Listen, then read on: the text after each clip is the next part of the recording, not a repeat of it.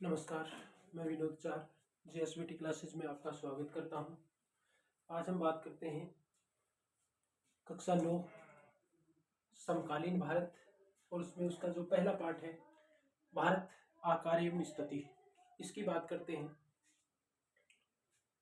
तो देखिए, भारत का आकार किस प्रकार का है, भारत की स्थिति क्या है, इन सब के बारे में चर्चा करते हैं। तो सबसे पहले तो बात करते हैं कि भारत एक ऐसा देश जिसकी संस्कृति है वो प्राचीन संस्कृति मानी जाती है। यानी भारत की जो संस्कृति है वो भारत की संस्कृति कैसी है, भारत की संस्कृति प्राचीन संस्कृति है। विश्व में इसका बहुत बड़ा योगदान रहा है भारत का, और पिछले 5-6 दशकों से भारत हर क्षेत्र में आगे बढ़ता जा रहा है, चाहे वो धार्मिक क्षेत्र हो, चाहे वो आर्थिक क्षेत्र हो, वो सांस्कृतिक क्षेत्र हो, किसी भी प्रकार का क्षेत्र हो, उसमें भारत पिछले 5-6 दशकों से, यानी हम कह सकते हैं 50 से 60 वर्षों में काफी इन्होंने वृद्धि की है, काफी बढ़ोतरी की है। ये अपना जो देश है भारत, ये प्राचीन समय में इसको कहा जाता था आर्यव्रत। किस नाम से जाना जाता था? ये आर्यव्रत के नाम से जाना जाता था, और इसका एक नाम है जम्बू द्वीप। ये किस नाम से जाना जाता था? तो ये आर्यव्रत और जम्बू द्वीप के नाम से जाना जाता था। आर्यव्रत और जम्बू द्वीप के नाम से इसको जाना जाता था, और वर्तमान में ये किस नाम से जाना जाता है? तो वर्तमान में आज हम इसको कहते हैं भारत। ये भारत जो है ये एशिया महाद्वीप में स्थित है। किस महाद्वीप में स्थित है? तो ये एशिया महाद्वीप में स्थित है।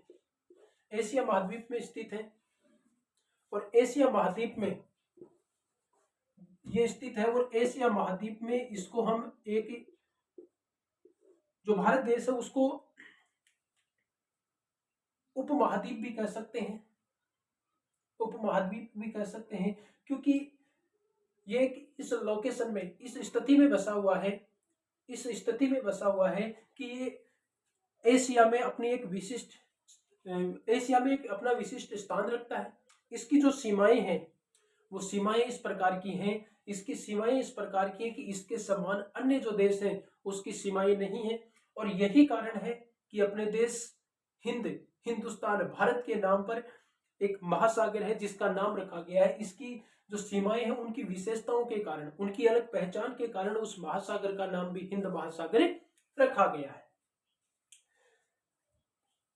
और अपना जो देश भारत है इसमें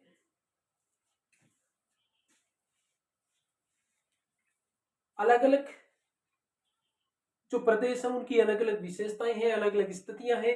यहाँ का जो भौगोलिक क्षेत्र है वो एक समान नहीं है। इन सब की चर्चा हम आगे करेंगे। उससे पहले थोड़ी सी जानकारी इसके बारे में। और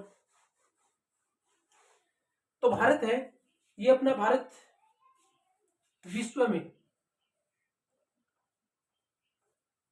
विश्व में जनसंख्या के आधार पर इसको देखें तो जनसंख्या के आधार पर इसका स्थान है दूसरा।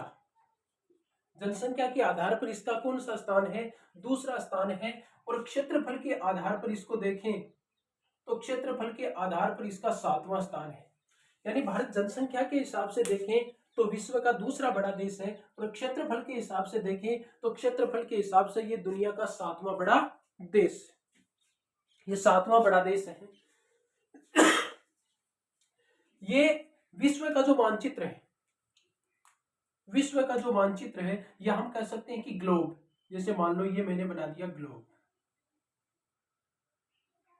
थोड़ा सा नीचे से इसको सही करते हैं।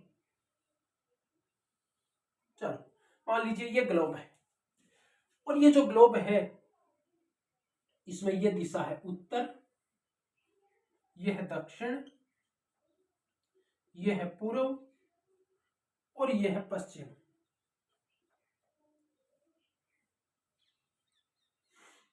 यानी जो प्रधान दिशा होती है वो प्रधान दिशा कौन सी है? उत्तर है। दूसरी प्रधान दिशा है वो दक्षिण है, तीसरी पूर्व है, और चौथी पश्चिम है। यानी जिधर अपना मुंह होता है, जिस तरफ अपना मुंह होता है, या ये कहें कि जैसे ये बोर्ड है या आपके पास में कोई पेज है तो उसके ऊपर की जो दिशा होती है वो होती है उत्तर दिशा, नीचे की दिशा होती है दक्षिण दिशा, फिर इधर पूर्व इधर पश्चिम, पे पू। तो ये प्रधान दिशा उत्तर है, ये दक्षिण है, ये पूर्व है, ये पश्चिम। अब ये जो मान लीजिए ये ग्लोब है और इस ग्लोब के बीचों बीच एक रेखा होती है जिसको हम कहते हैं 0 डिग्री रेखा। कौन सी रेखा कहते हैं? ये जो रेखा है ये कहलाती है 0 डिग्री रेखा। 0 डिग्री रेखा, ये जो 0 डिग्री रेखा है इसको हम कहते हैं भूमध्य रेखा, यानी भू के बिल्कुल मध्य, भू के बीचों बीच, ग्लोब के बीचों बीच ये रेखा होती है, इसलिए इसको किस नाम से जाना जाता है? भूमध्य रेखा के नाम से जाना जाता है। इसको हम भूमध्य रेखा कहते हैं। ये भूमध्य रेखा है, इसी को एक नाम से और जाना जाता है जिसको हम कहते हैं विषुवत रेखा। कौन सी रेखा? विषुवत रेखा के नाम से इसको जाना जाता है। ये 0 डिग्री पर होती है, ये 0 डिग्री पर होती है। और 0 डिग्री, अब ये देखो इसको बीचों बीच से काटा गया तो एक तो उत्तर की तरफ भाग हो गया और एक दक्षिण की तरफ भाग हो गया, यानी जो उत्तर की तरफ है वो उत्तरी गोलार्ध और जो दक्षिण की तरफ है वो दक्षिणी गोलार्ध है। उत्तर की तरफ उत्तरी गोलार्ध और दक्षिण की तरफ कौन सा गोलार्ध हो गया? दक्षिणी गोलार्ध। तो अपना जो भारत है वो भारत, ये जो 0 डिग्री रेखा है इस 0 डिग्री रेखा के उत्तर में स्थित है। ये यहां पर ये अपना भारत देश है, ये अपना भारत देश है। तो भारत इस विषुवत रेखा, भूमध्य रेखा या 0 डिग्री रेखा से किधर है? उत्तर है। और ये कौन सा गोलार्ध है? उत्तरी गोलार्ध। यानी हम कह सकते हैं कि अपना जो भारत है वो किस गोलार्ध में स्थित है? तो अपना भारत उत्तरी गोलार्ध में स्थित है। किस गोलार्ध में स्थित है? उत्तरी गोलार्ध में स्थित है। अब ये जो 0 डिग्री रेखा है ये, और यहां तक आते आते ये 90, और यहां तक कितने हैं? 90।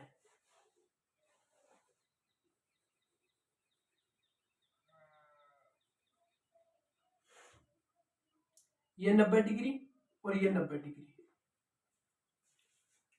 यानी अपना जो ये ग्लोब है इस पर ये इधर 90 डिग्री तक चलता है और इधर 90 डिग्री, यानी जो ये रेखाएं बनती हैं, जैसे ये भूमध्य रेखा, बीच की रेखा, इस प्रकार से ये जो रेखाएं बनती हैं वो इधर कितने? 90 और इधर 90, कितने डिग्री तक जाती है? 90 डिग्री तक, इधर इधर 90 डिग्री तक। यानी ये जो रेखाएं होती हैं इस प्रकार से चलने वाली, इनको क्या कहते हैं? अक्षांश रेखा। देखो अक्षांश और एक होती है देशांतर। अब हमें कैसे पता चले कि ये कौन सी इस तरफ चलने वाली रेखाएं कौन सी है, ऐसे चलने वाली रेखाएं कौन सी है? तो देखो ये ए है, तो इसमें क्या ए को ऐसे ही तो लिखते हैं ना, ऐसे। तो रेखाएं कैसी चल रही हैं? ऐसे। तो जो ऐसे रेखाएं चलती हैं ये ऐसे, ये कौन सी रेखाएं हो जाती हैं? अक्षांशीय रेखाएं। और देशांतर में ऐसे लंबी खींच दो, यानी ऐसे जो लंबी रेखाएं ऐसे चलती हैं वो कौन सी कहलाती हैं? देशांतरीय रेखाएं कहलाती हैं। क्या कहलाती हैं? देशांतरीय रेखाएं कहलाती हैं। तो इधर जो ऐसे चलेंगी आड़ी रेखाएं चलेंगी वो कौन सी होती हैं? अक्षांशीय रेखाएं। और जो इस प्रकार से चलती है वो कौन सी होती है? देशांतर रेखाएं होती हैं। तो भारत उत्तरी गोलार्ध में स्थित हो गया, इसकी हमने बात कर ली। और अब देखो दो तरीके से इसका विस्तार देखेंगे, एक तो अक्षांशीय विस्तार और एक देशांतरीय विस्तार। हम इसका विस्तार दो तरीके से देखेंगे, एक तो होता है इसका अक्षांशीय विस्तार और दूसरा कौन सा होगा? देशांतरीय विस्तार। तो देखो ये जो रेखा है इसको हमने क्या नाम दिया है? भूमध्य रेखा या विषुवत रेखा। अब ये एक रेखा इस प्रकार से ऐसे चलती है, ऐसे। और ये जो रेखा होती है इसमें भी अगर देखें हम तो ये भी 0 डिग्री और इधर भी 0 डिग्री, इधर भी 0 डिग्री। तो ये जो अक्षांश रेखा है ये तो इस प्रकार से चलती है, ऐसे चलती है, ऐसे, इस प्रकार से। और जो देशांतर रेखा है वो इस प्रकार से चलती है, ऐसे, इस प्रकार से चलती है। यानी ये जो आड़ी पड़ी हुई रेखा है ये क्या कहलाती है? जो आड़ी पड़ी हुई रेखा है, जो धरती को या ग्लोब को बीच में से, ग्लोब के बिल्कुल बीच में से चलती है, वो तो कहलाती है 0 डिग्री भूमध्य रेखा। और 0 डिग्री भूमध्य रेखा, इसके समानांतर चलने वाली और जो रेखाएं हैं वो क्या कहलाती हैं? अक्षांशीय रेखा। और जो ये है देशांतरीय रेखा। कौन सी? 0 डिग्री देशांतरीय रेखा। और बाकी की जो रेखाएं इस प्रकार से चलती हैं वो क्या कहलाती हैं? देशांतरीय रेखा कहलाती है। यानी ये अक्षांश और ये देशांतर। ये है आपके ग्लोब की स्थिति। तो आज हम इतनी बात करेंगे। आगे की जो बात है, भारत का अक्षांशीय विस्तार कितना है, देशांतरीय विस्तार कितना है, कुल क्षेत्रफल इसका कितना है, इन सब की बात हम अगले वीडियो में करेंगे। धन्यवाद।